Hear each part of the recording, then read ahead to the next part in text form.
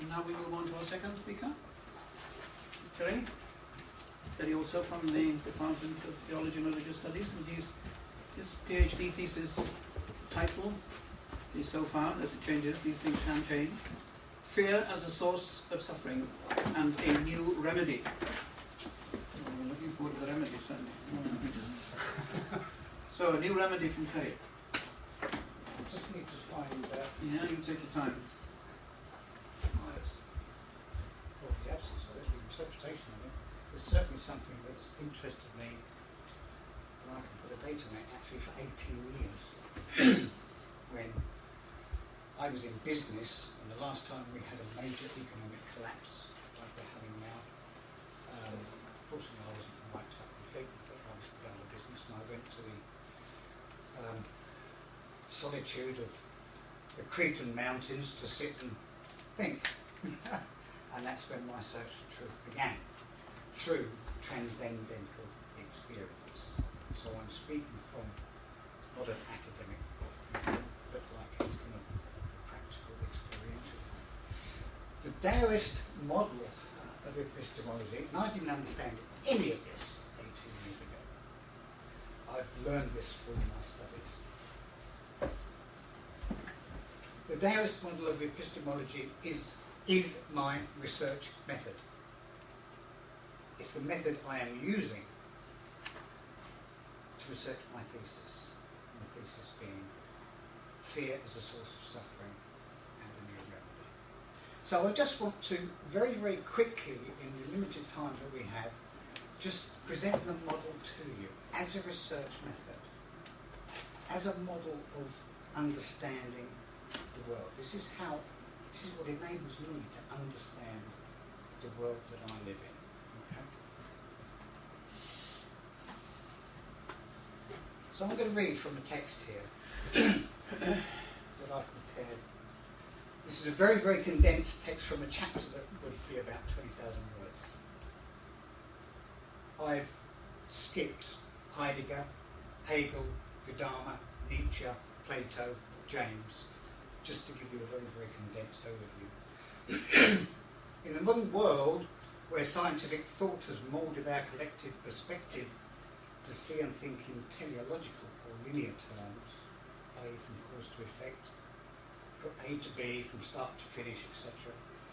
And it's extremely difficult to think in terms of eternal universal oneness. Scientific investigation uses a process to break things down into their constituent parts and understand the relationship between parts, but mysteries still remain as to what makes the whole greater than the sum of the parts. When we read the poetry of the Taoist mystical text of the Tao Te Ching, written 500 years before Christ by Lao Tzu, we are confused by its seemingly contradictory statements of opposites, and our modern rationalistic minds cannot comprehend these paradoxes. Basically, we think differently to the ancient Chinese used to. And it's difficult to get your head around it. But sudden insights, and this is where Keith's ideas and mine interlink. Sudden insights in understanding these paradoxes come in flashes of inspiration that defy logic and reasoning. Suddenly there is a knowing that transcends what we thought we knew, and at the same time escapes our ability to convey to others this knowing in words. This knowing is what Elizabeth Lloyd Mayer, already referenced by Keith, clinical psychologist who researched this phenomenon for 14 years, describes as extraordinary knowing. What scholars in the study of mysticism describe as the noetic, which is derived from the Greek to know, and what the psychologist and philosopher William James 100 years ago called the numinous. Scientific experiments designed to understand these phenomena are referred to by the Greek letter psi. And that's how it's pronounced. Psi. PSI, not psi, psi. Anything that cannot be understood within the confines of scientific epistemological foundations. It's the new science, psi. When the sudden insight or knowing comes upon us is when the rational logical mind is bypassed. It can be hypothesized that this universal knowledge originates from a source external to ourselves, the transcendent. It can also be hypothesized that the source of all knowledge is within us, where we are ourselves a part of the cosmic totality of all that there is. The Taoist model can help us understand this.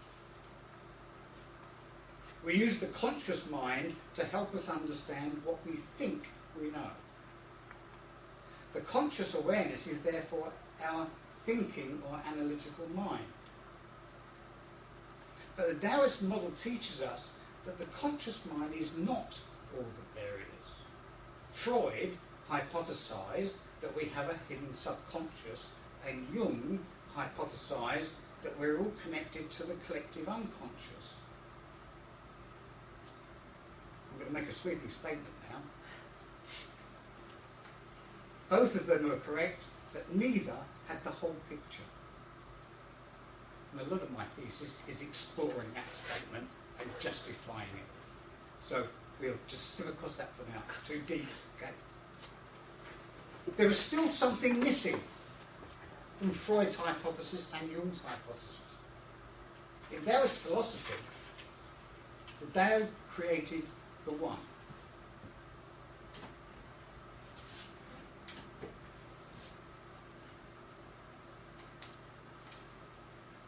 And the One created the Two. Just a single line has a positive and a negative side. If you have one thing, you have to have positive and negative. Because without either positive or negative, you have non-existence.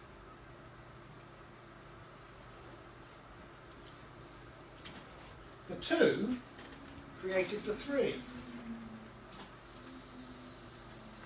We're all familiar with yin and yang side, but do we know what it means? What does it actually signify? And this is what we're going to have a very, very brief look at. And the Three created everything.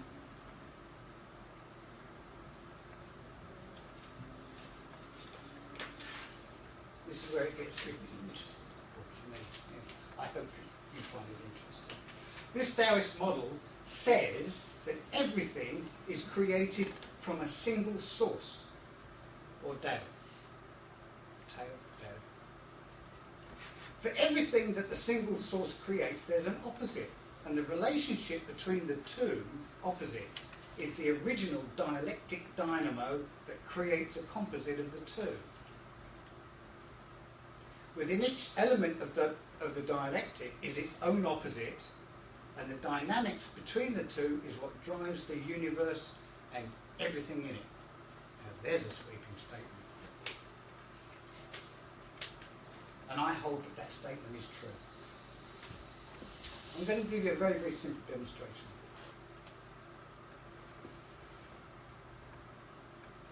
I'm suggesting that the dynamism of the Taoist model can be applied to anything and everything, from the simplest idea to the most complex.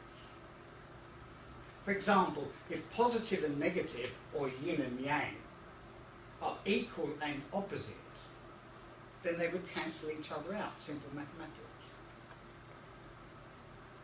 So there needs to be a third factor to avoid annihilation.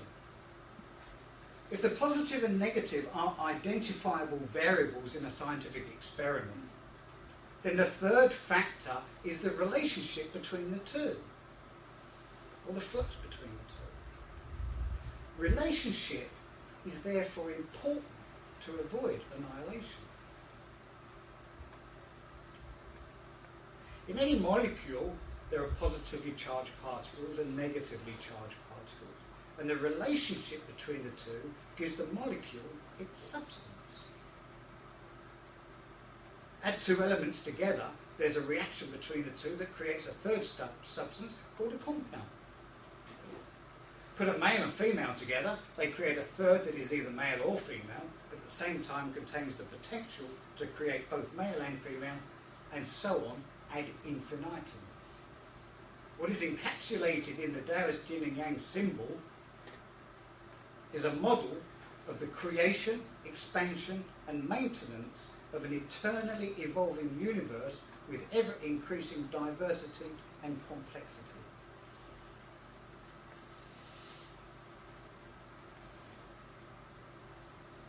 The same model can be applied to enable us to develop our understanding of consciousness. It isn't enough for Freud to say that there's a conscious mind and a subconscious. And it isn't enough for Jung to say there's a conscious mind and a collective unconscious.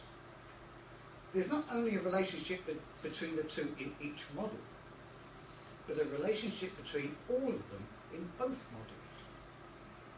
It's not either or, it's all. William James offered the hypothesis 100 years ago that we live in two worlds, the physical and the spiritual. Furthermore, he held that due to the relationship between the two, the universe is actually pluralistic, not meaning just two, but many. And the word universe is interchangeable with the word consciousness.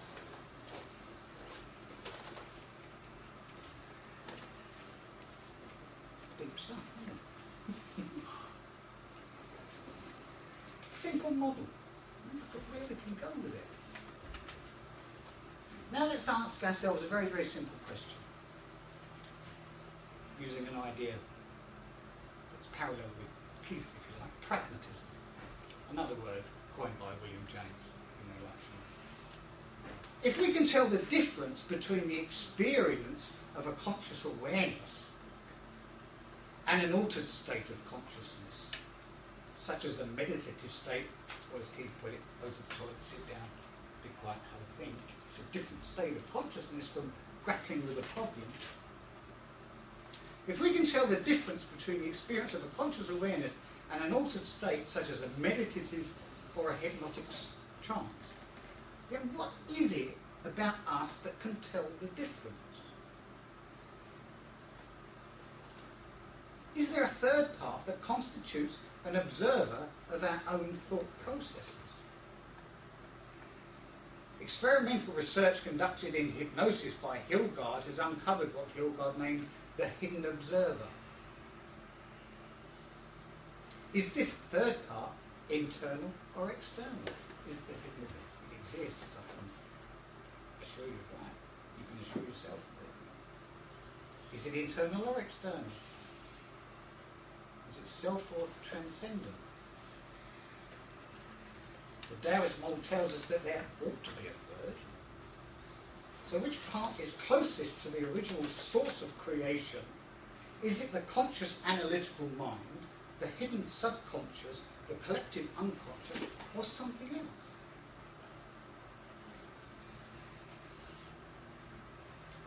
Theosophy is another branch of philosophy. Theosophy.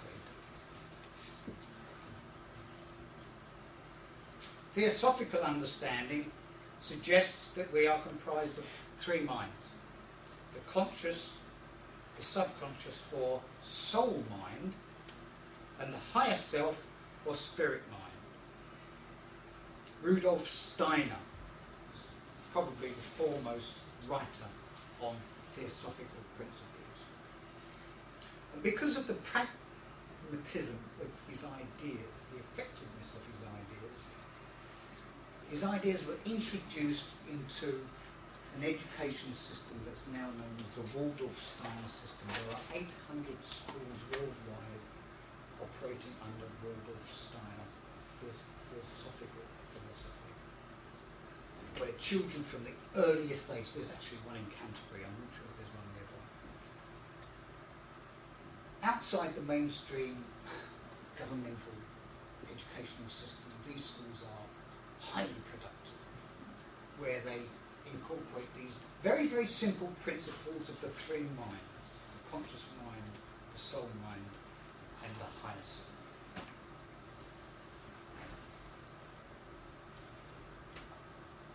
The higher self, or spirit mind, is the one closest to the source of all creation, and has a relationship with the other two, with all other conscious beings, and with the source of all creation itself.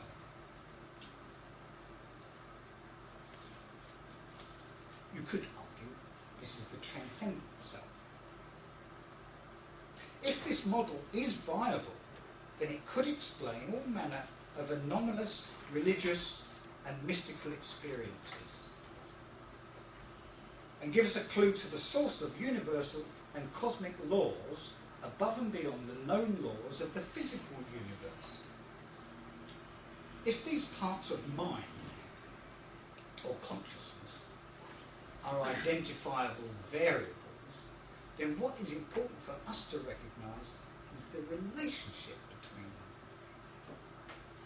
Just as we've seen that we must recognise the relationship between any two variables in the physical sciences to create a third physical form. Now I want to see if we can apply this model. If there's a relationship between the ideas that this model presents and the ideas or the teachings that come from Christianity. Let's just have a quick look. In the beginning was the Word, and the Word was with God, and the Word was God, from John.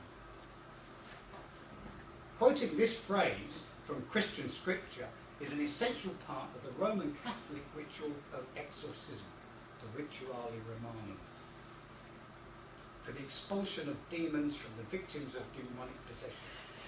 The quotation is a reminder to the possessing demon that it too is a creation of the Word. Just as all other manifestations in the created universe are creations of the original source of all that there is, the demon is expected to recognise the truth of this and yield to the word and authority of God. Taking this principle in the context of the creative realm of human beings, with the power of creative thought, the word, or the idea, or the original thought of the individual can be seen as the origin of the world of experience that the individual creates for him or herself. This is where psychology explains demons as a self-created manifestation of a disturbed mind. If this is to be taken literally in a secular psychological sense, it could mean that we are the original creative force in our own suffering and destinies. It can also be applied in a religious context where Christ taught that the kingdom of heaven is within you, to mean that the creative power of the Word of God is given to all men, or that God created man in his own image. Explorations into these concepts pose the perennial questions of philosophy: are we created or creator? The Taoist model suggests both. The source of all that there is, the Tao, created the one word or cosmic consciousness. The one word or cosmic consciousness created the two opposites, the polarities of dark and light, positive and negative, self and transcendent other. And the two created the three. That is the relationship and flux between the two. And the three created everything, all that there is. It's a simple formula, really, that can explain a lot. It's a bit like Einstein's theory of relativity. E equals mc squared. Nice little seed, nice little formula. Bang. Same thing.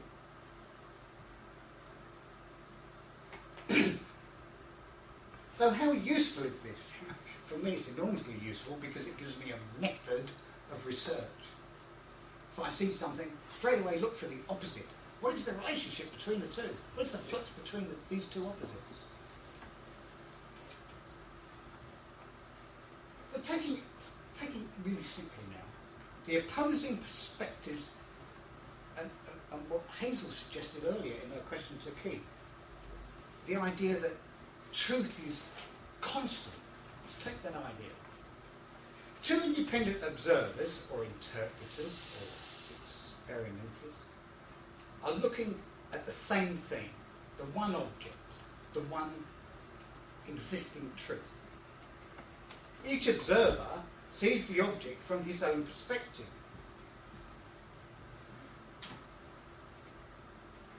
Sorry, I missed that, the three minds, there you go. And the one word. I forgot I had a presentation. So two independent observers, we're looking now at interpretation, hermeneutics, looking at the same thing. Each observer sees the object from his own perspective and will interpret what he sees according to his own attitude, his own preconceived ideas and beliefs, and he will interpret his findings accordingly. There's the one thing they're looking at. There's one perspective, and there's the other. In their respective interpretations, the interpreters can be poles apart and disagree with each other. This doesn't change the one truth they're both interpreting. What is different is their perspective. They're still looking at the same thing, which hasn't changed at all. Truth is constant, but perspective, although potentially fluid and dynamic, is predetermined by epistemology. And for those of you who don't have a full understanding of the meaning of the word epistemology, is the philosophy of how we know what we know. So we're dealing with two concepts here, dealing with epistemology, how do we know what we know, and hermeneutics, how do we interpret what we perceive to be true. So let's keep those two concepts identifiably separate, but they interact with each other.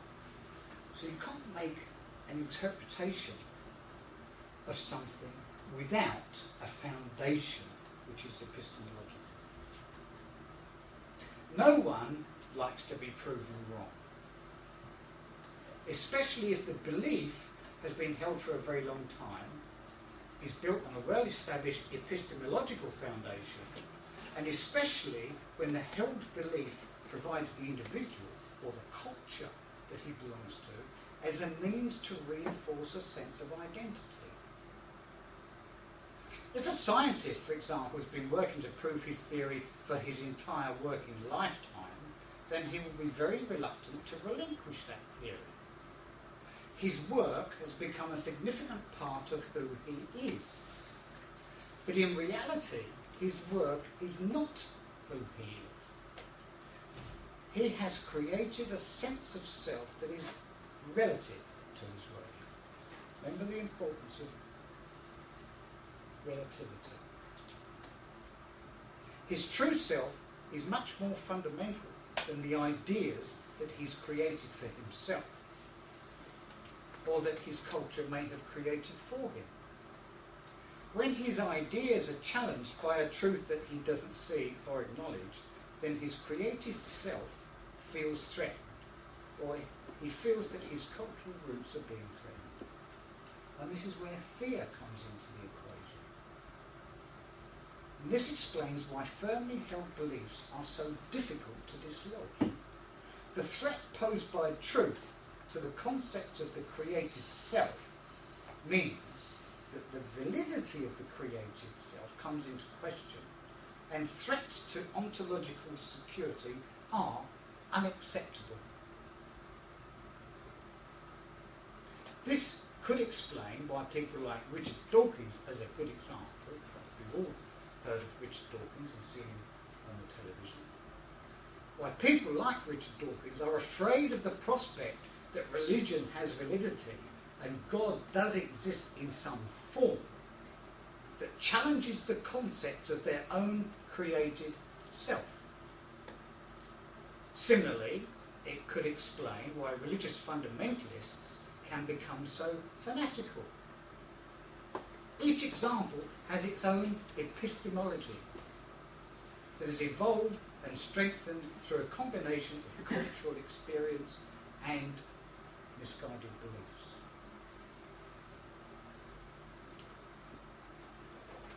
To accommodate new knowledge, the intellect needs to expand. And that's why we are here in this university, to exercise and expand the intellect to learn new things. But if the ability to expand the intellect is limited, then our capacity to incorporate new ideas is limited. The intellect is the conscious mind and must not be confused with the unconscious or soul mind. In order to accommodate new knowledge from the wider source of universal wisdom, the soul mind needs to expand and bring insight into the conscious awareness.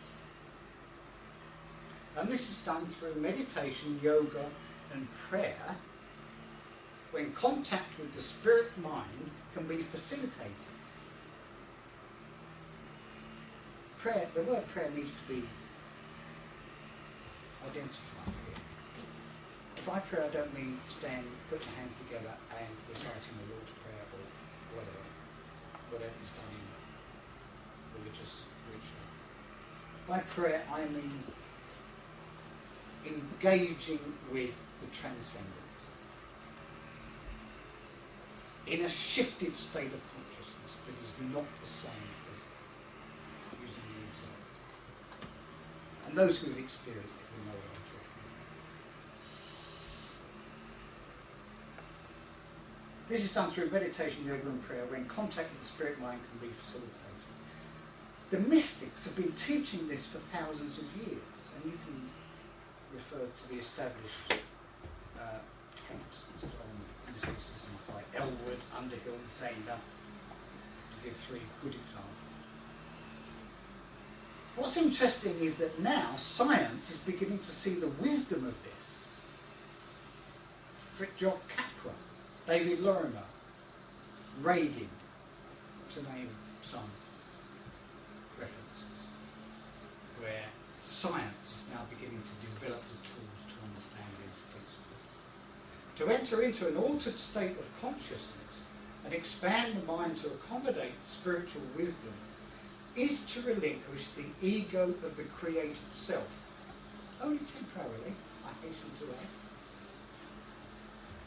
add, and then return to ordinary conscious awareness with new knowledge. But our fear of relinquishing the created self, if only for a few minutes of meditation, is an obstacle to discovering the true self and the true source of universal knowledge. I'm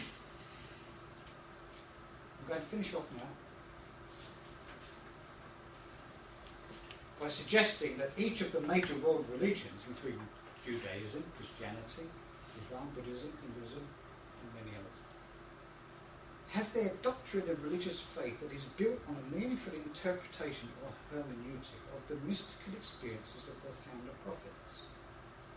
It could be argued that interpretations of the mystical experiences of the originators of all religions are influenced by the historical development and conflicts of their particular cultural, political and social experiences. In other words, their epistemological foundation. How do they know what they know?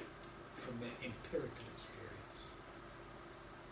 Using the Taoist model to expand the epistemological foundation, we can demonstrate the relationship between two opposing perspectives in relation to the constancy of truth. And we can begin to see how this model enables us to appreciate the differences and similarities between different religions. It could be argued, using the Taoist model, that all religious perspectives are looking at the same thing. But the cultural, political, social and historical experiences of the interpreters of the mystics' messages see them from a unique cultural perspective. What they're interpreting is the same thing. What is different is their perspective.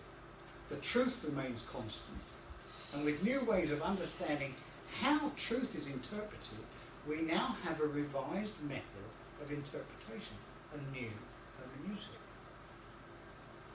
To strip away the many cultural and other factors that influence perspective and reinforce beliefs is to see clearly what lies beyond the differences in false beliefs. What then is the common thread of eternal truth at the heart of all religious teaching? This is the question that all seekers of truth should be asking. Not what makes religions different, but what makes them the same. In conclusion,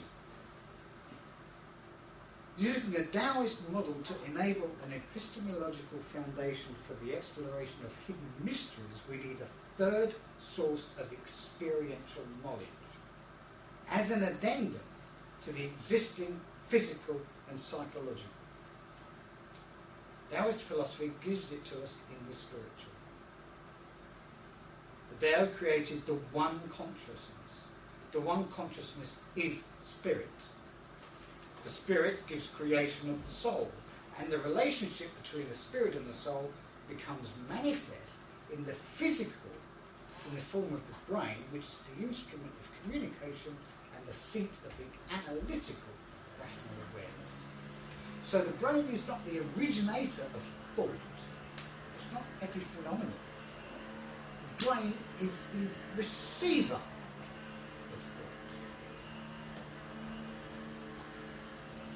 When it comes to the nature and power of fear, which is the critical theme of my thesis research, using the Taoist model, we can hypothesize that there are three dimensions or domains of fear: the conscious, the subconscious, and the spiritual. If each domain has its paradoxical opposite, then in the physical realm, fear is the trigger of the fight or flight reaction to a threat in the physical world. Anxiety in the psychological realm is the cause of mental and emotional suffering in myriad forms ranging from panic attacks to psychosis. And in the spiritual realm, fear is the opposite to divine love. It would be wise, when trying to unravel the dynamics of daily living, to consider the hypothesis that there are relationships between all three domains that contribute to the myriad forms of human experience. The three created everything.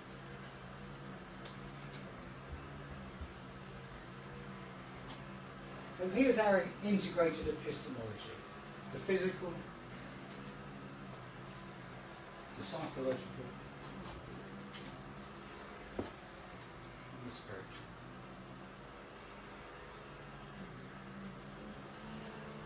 Take one leg away from the three-legged stool and it's going to fall over. Our scientific knowledge is not complete without that. There is no fear in love.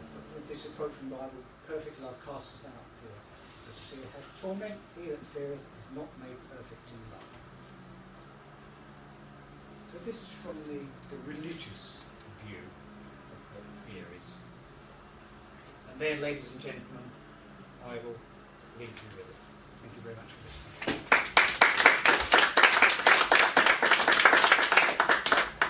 Thank you, Jerry. Mariam. So now, how do we know what we know? I don't know anything. Oh, you don't know anything. Amazing. Hazel's clear then on that. Fine. Well, you know that you don't know anything. That means you know something.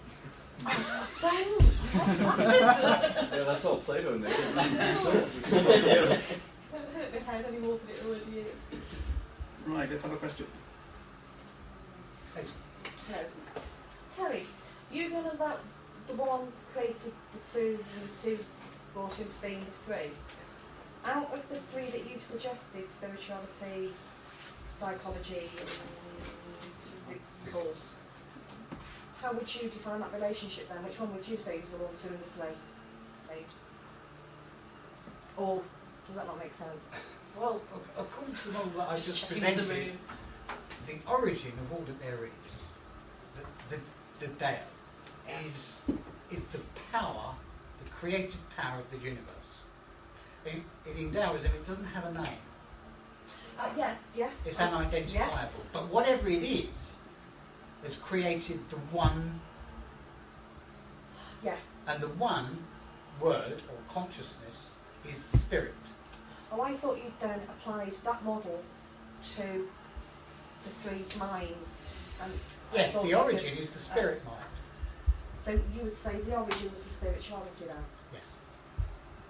But doesn't that lapse into, sorry to interrupt, No, doesn't, no. doesn't that lapse into a kind of teleology to make one of these three an originator? Can you define teleology? Teleology is that Okay. A leads to B, Oh, that sort of thank you. linear The linear. Right. progression. I wonder if that undermines the Taoist basis, if Taoism is a way of sort of circumventing that scientific No. quest for teleology. My understanding is that Taoism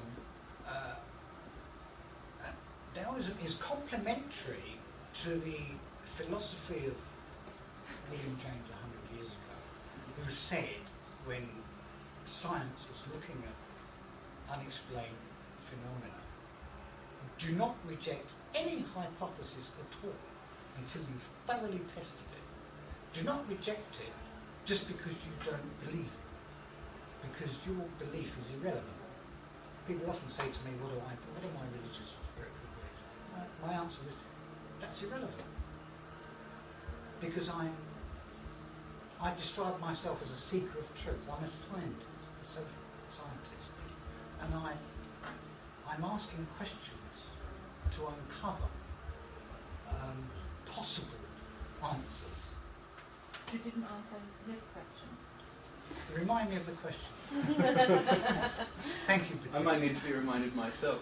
I was wondering if granting a kind of primacy to the spiritual mind, sort of firstness or originating power, is in itself teleological in a way that sort of runs counter to the maybe not the intents, but the Yes, it purposes probably of does. Taoism. It probably does. I've always had difficulty with this, with a beginning and an end, and with the cyclic philosophy of Taoism. It's quite difficult to get your head around, which is how I started the presentation. We think in teleological terms. We can't help doing it because we're born and we die. You know, it's how we think. So to accept this idea of an integrated oneness without beginning and without end is extremely difficult to do. Yeah. Well, But that, this I is know. exactly what Tao is. Yes. Tao is not the Western lineal way No, of it's not. thinking. No. And you try to put it into your Western thinking, and you are not really looking what Tao is correctly. Because you are trying to force it into your Westernized way of thinking. But I wonder. Well, maybe I should let you speak. Sorry. I understand what you're saying, but I can't answer you because I'm still trying to. And this difficulty was illustrated to me when I did my masters in mysticism at Kent with Joseph Milne, who went to great lengths to try to educate us on the differences in how we think now to how people used to think in ages past. It's a very difficult thing to get your head around. The Taoists did think differently. They thought in different terms. In medieval times, in this country, Taoist is not an ancient way of thinking, it is a different kind of way of thinking, but it is still a concept in practice or thought in Asia. You cannot say, oh, this was in the past, but now we are thinking differently. There are different ways of thinking about history, about past, about future. The Tao presents a different, absolutely 100% different way of thinking. And you cannot put it into the Western way of thinking. I disagree. I think you can.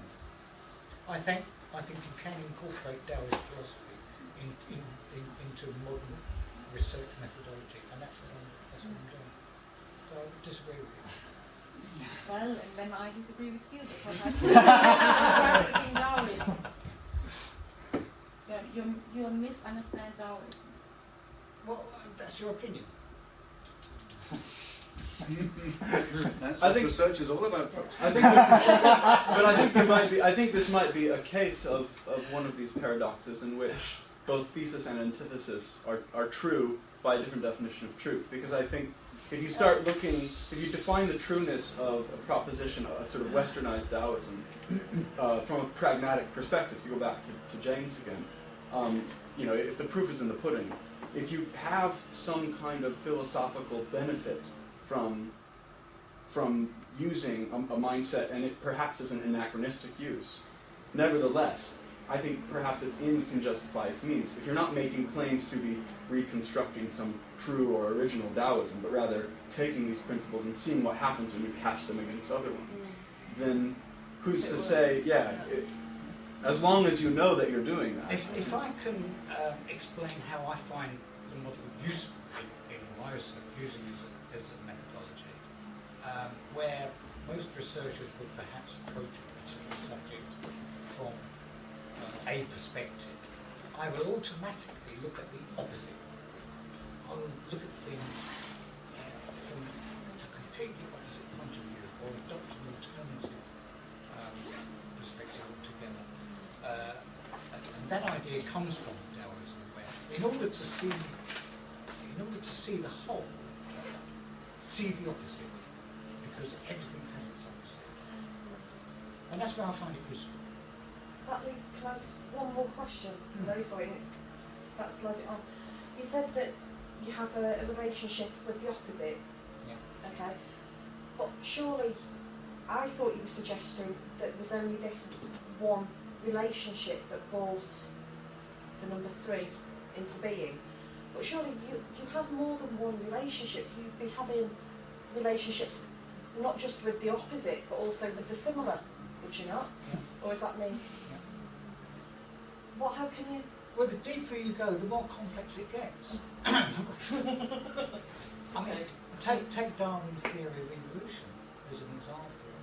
When he looks at the complexity of the tree of life, the complexity of the different species, and differences, and looked at Christian teaching at the time, the teachings of creationism, where God created each in its uniqueness, and he looked at that and thought, hang on a minute, this just doesn't fit. Is there a unified theory that explains this mechanism? Can we reduce this to a single formula? And he did. He did just that.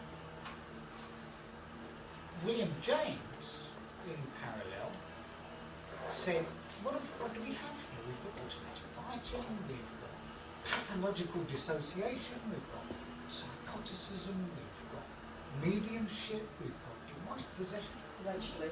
What's going on here? These were perceptions, these were observed phenomena. And he said, what's going on? What do we have here? Is there something that we can put these principles, these concepts, under a unified idea, a unified theory?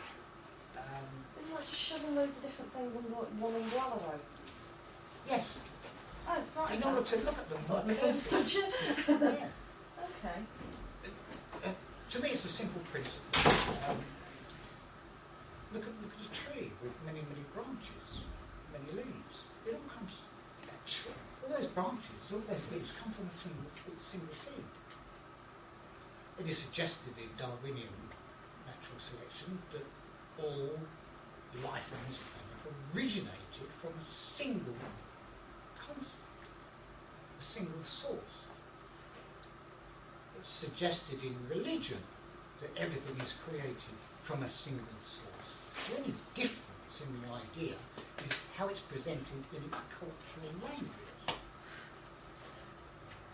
And Taoism does the same. Can I pick you up on that last one, Terence? Please. So the idea that the universe and consciousness can be one is the same as the other is classically called pantheism, and the idea that God is a person is classically monotheism, and they seem to be different claims. So claim that there's an identity between those two seems to be missing the force of the different pictures of reality. Does the Tao love and does the Tao hate?